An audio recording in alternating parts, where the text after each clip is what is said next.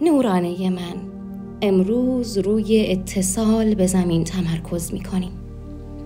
یک جای آرام را پیدا کن و چشمانت را ببند.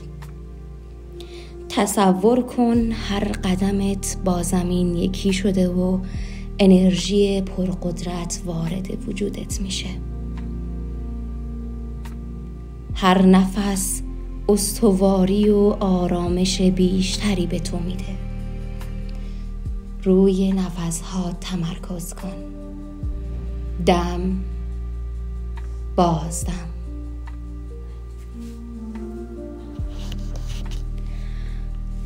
تو همسو با انرژی زمین، پر از قدرت، آرامش و انرژی مثبت هستی.